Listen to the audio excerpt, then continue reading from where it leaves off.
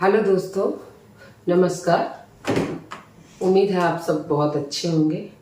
हम लोग आज डिस्कस करने वाले हैं कि इनीमिया यानी खून की कमी के कितने प्रकार हैं। आप लोग बहुत आराम से बोलते हैं बस खून की कमी है, आयरन की गोलियां खुद ही खा लेते हैं या आयरन का इंजेक्शन खुद ही ले लेते हैं। पर क्या आपको पता है, इनीमिया एक बहुत वास्ट टॉपिक है। इसके बहुत सारे प्रकार हैं, इसके बहुत सारे कारण हैं। और आप इस कारण से अगर इनीमिया है और आप दूसरे कारण से इलाज कर रहे हैं तो आपका इनीमिया यानी खून की कमी कैसे ठीक होगी। और आप अगर समझिए कि आप आंगनबाड़ी का 100 गोली दिया हुआ खा रहे हैं फिर भी आपको खून की कमी है तो आपको दूसरे टेस्ट कराने चाहिए, क्योंकि आपका इनीमिया दूसरे प्रकार का हो सकता है। दूसरा क्या प्रकार है, इनीमिया किस कारण से होते हैं, उसके अलग अलग क्लासिफिकेशन है, अलग अलग ग्रेडिंग है। अब जो हल्की ग्रेडिंग है उसमें 10 ग्राम से ऊपर जो खून की कमी है उसको भी इनीमिया कहते हैं। अब आप कहेंगे 10 ग्राम से ऊपर खून की कमी हो ही नहीं सकती। जी हाँ, 10 से 10.9 ग्राम पर डीएल हीमोग्लोबिन अगर आपका है तो आपको भी खून की कमी है। ये मैं नहीं कह रही, ये WHO कह रहा है, वर्ल्ड हेल्थ ऑर्गेनाइजेशन WHO कह रहा है। यानी तो फिर कब एनीमिया नहीं कहेंगे, जब आपका हीमोग्लोबिन लेवल मोर देन यानी कि 11 ग्राम पर डीएल से ज़्यादा है गर्भवती महिलाओं की कंडीशन में। और अगर आप गर्भवती नहीं है तो तब कितना हीमोग्लोबिन होना चाहिए। नॉन प्रेग्नेंट को, कुंवारी लड़कियों को, बाकी महिलाओं को, एडोलेसेंट गर्ल्स को कितना ग्राम हीमोग्लोबिन होना चाहिए। मर्दों में कितना होना चाहिए, उनको तो मासिक धर्म ही नहीं होता, फिर उनका कितना होना चाहिए।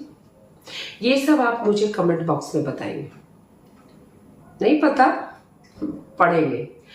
कोई भी रेफरेंस आप ले सकते हैं, कोई बुक, यूट्यूब चैनल या फिर आप गूगल। अब मैं फिर से अपने मुद्दे पे आती हूँ कि आयरन डिफिशिएंसी इनीमिया के अलावा और कौन कौन प्रकार के इनीमिया होते हैं। तो इनीमिया जेनेटिक कारण से भी हो सकता है, जैसे थैलेसीमिया। आपने सुना होगा कि आपके अगल बगल बाएं दाएं कोई छोटे से बच्चे को बचपन से लेकर बहुत सालों तक उसको हमेशा खून चढ़ाना पड़ता है और खून उसका ख़त्म हो जाता है, खून टूट जाता है। जी हाँ, वो जेनेटिक थैलेसीमिया है, वो जेनेटिक प्रॉब्लम है। अगर उसको हीमोग्लोबिन का अल्फा चेन नहीं बन पा रहा या बीटा चेन नहीं बन पा रहा तो उसका हीम जो है, हीमोग्लोबिन का हीम जो ग्लोबिन जो प्रोटीन पार्ट है वो अच्छे से बन नहीं पा रहा तो वो खून क्या होगा, टूट जाएगा ना, वो स्प्लीन में टूट जाएगा। फिर इतना स्प्लीन को ओवरलोड काम करना पड़ेगा, स्प्लीन बड़ा हो जाता है। लीवर भी इतना ज़्यादा बनाने लगता है खून कि भैया खून की कमी है, खून की कमी है, तो लीवर भी बड़ा हो जाता है। तो लीवर और स्प्लीन बड़ा हो, चेहरे में जो छोटे बच्चे का हड्डियाँ टेढ़ा मेढ़ा हो, हर जगह इरिथ्रोपोइसिस हो, तो समझिए कि उसको थैलेसीमिया। अब आप उसको आयरन देके क्या कर लोगे, आप तो खून चढ़ा चढ़ा के उसको आयरन ओवरलोड ही करते हो। बाद में वो मरता भी है आयरन ओवरलोड से। अब उसको आप आयरन की गोलियां खिलाओगे तो जस्ट उल्टा इलाज हुआ ना। आयरन की गोलियां आप सिर्फ आयरन की कमी जिनको है उनको खिला सकते हैं। तो कितना जरूरी है जानना कि आपको जो इनीमिया है यानी खून की कमी है वो किस प्रकार की है। अब खून की कमी अगर आपको लीवर के प्रॉब्लम के कारण है, सिरोसिस है, कोई मर्द है बहुत दारू पीता है उसको सिरोसिस है, उसको हेपेटाइटिस है, कोई औरत है उसको हेपेटाइटिस है, हेपेटाइटिस बी है, हेपेटाइटिस सी है, तो उसका लीवर कमजोर है, वो खून बना ही नहीं पा रहा, क्रोनिक डिजीज के कारण उसका ये हो रहा है। किसी को पेप्टिक अल्सर है या कोई लगातार गैस की गोलियां खा रहा है तो प्रोटॉन पंप इनहिबिटर खाने के कारण गैस की गोलियां में इसीलिए सेफ है। लेकिन अगर आप पेंटोप्राजोल, रैपिप्राजोल लगातार खा रहे हैं, कभी कभार खाना कोई बात नहीं है, लेकिन अगर आप लगातार खा रहे हैं तो आप अपने खून बनने में के प्रोसेस को हैम्पर कर रहे हैं, यानी बाधा पहुंचा रहे हैं। अगर आपको लगातार मासिक धर्म में बहुत खून गिर रहा है, अगर आपको बहुत जल्दी जल्दी मासिक आता है, अगर महीने के बीच में भी मासिक आता है, तो क्रोनिक ब्लड लॉस से या लगातार उल्टियां, खून की उल्टियां हो रही हैं, या फिर आपको बवासीर का प्रॉब्लम है, वहां से बहुत ब्लीडिंग हो रही है, आपको कोलोरेक्टल कार्सिनोमा है, आपको किडनी में ट्यूमर है, कैंसर है और आपका ब्लड लॉस हो रहा है, आप कैंसर की दवा खा रहे हैं और आपका खून टूट रहा है, तो वो अलग है। अगर आपको क्रोनिक ब्लड लॉस हो रहा है तो इसके कारण भी आपको खून की कमी हो सकती है। लेकिन ये खून की कमी आपको लगातार ब्लड गिरने के कारण आपका हीमोग्लोबिन, आयरन का स्टोरेज कम होने से है इसमें। इसके अलावा अगर आप कैंसर की दवा खा रहे हैं तो कैंसर क्या करेगा, सारा सेल तोड़ रहा है, उसमें आरबीसी भी तोड़ रहा है, खून की नलियां टूट रही हैं। जब नलियां टूट रही हैं तो ब्लड सेल तो टूटेगा ही, क्योंकि कैंसर में बहुत नए नए खून की नलियां बन जाती हैं, तो उसको डैमेज करना है, उसको खून का सप्लाई रोकना है, उसका खाना रोकना है, ताकि उस ट्यूमर का ग्रोथ रुक जाए। तो आरबीसी भी टूटेगा, कोई भी चीज वहां टूटेगा, कोई भी चीज वहां गलेगा, आरबीसी भी गल जाएगा। तो खून के टूटने से, अब सिकल सेल एनीमिया है, उसमें खून का जो शेप है आरबीसी का, वो हसुआ टाइप का हो जाता है, वो जाके फंस जाता है स्प्लीन में, फिर वो भी टूट जाता है, उसको भी खून की कमी है, मगर ये भी जेनेटिक प्रॉब्लम है। अगर आपको G6PD एंजाइम की डिफिशियंसी है, ये भी जेनेटिक प्रॉब्लम है, इसमें भी आपको खून की कमी हो सकती है। अगर आपको डिमांड बढ़ गया है, आप स्वस्थ हैं पूरा, मगर आपका ऐसा स्टेटस है कि आपका डिमांड बढ़ गया, जैसे कैंसर का पेशेंट है, जैसे कि आपको कैंसर का ट्रीटमेंट चल रहा है, जैसे कि आप प्रेग्नेंट हैं, जैसे कि आप दूध पिला रहे हैं, तो प्रेग्नेंट महिलाओं को बच्चा भी, उसको भी जो पेट के अंदर, गर्भ के अंदर जो शिशु है, उसको भी आरबीसी का जरूरत है। जो पुरैन बन रहा है उसको भी खून की नली और आरबीसी का जरूरत है। जो मदर है उसको भी खून जो है वो थोड़ा पतला हो जाता है, उसमें पानी की मात्रा ज़्यादा हो जाती है, तो उसको भी आरबीसी की कमी हो जाती है।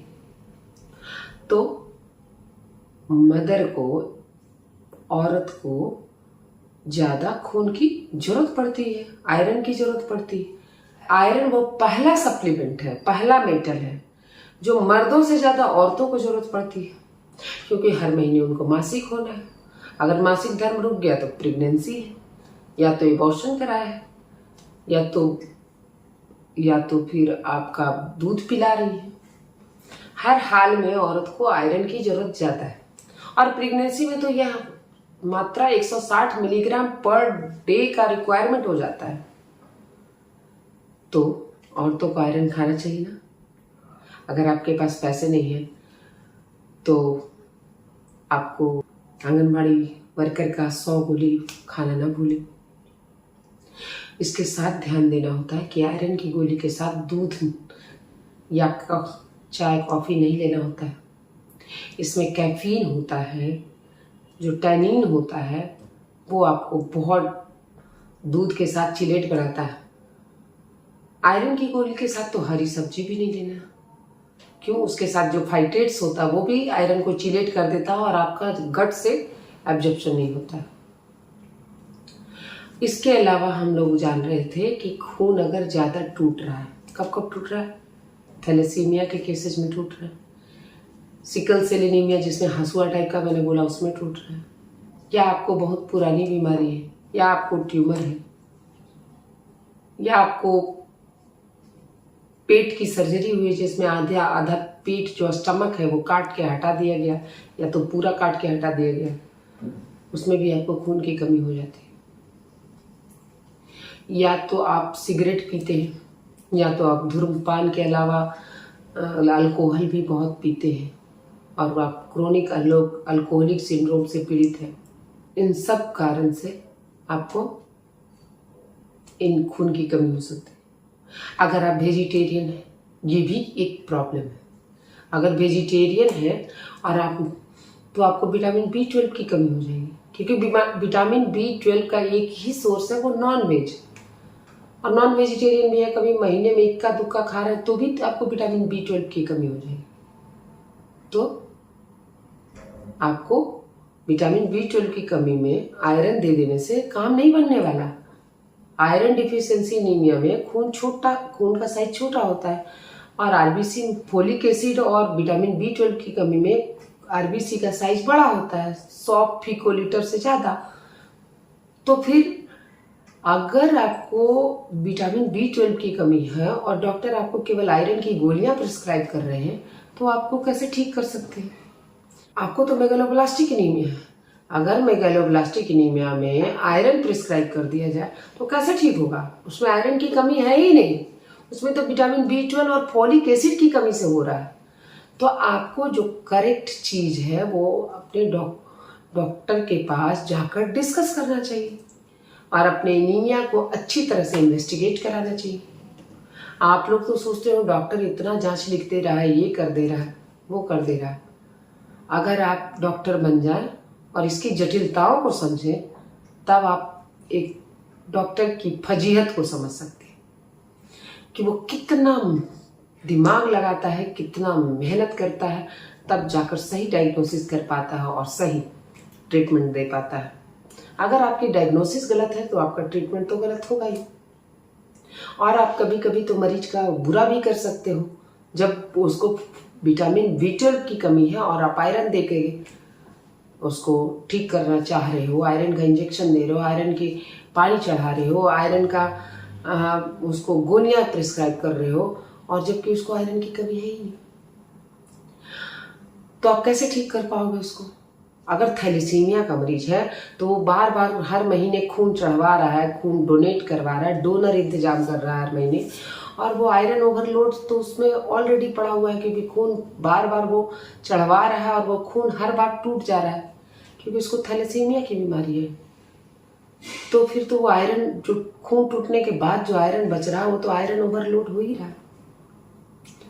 और पूरी जिंदगी एक थैलेसीमिया के मरीज का इलाज करने में कितने लाख का खर्चा है, कितना हजार जो ब्लड है वो चढ़ाना पड़ता है।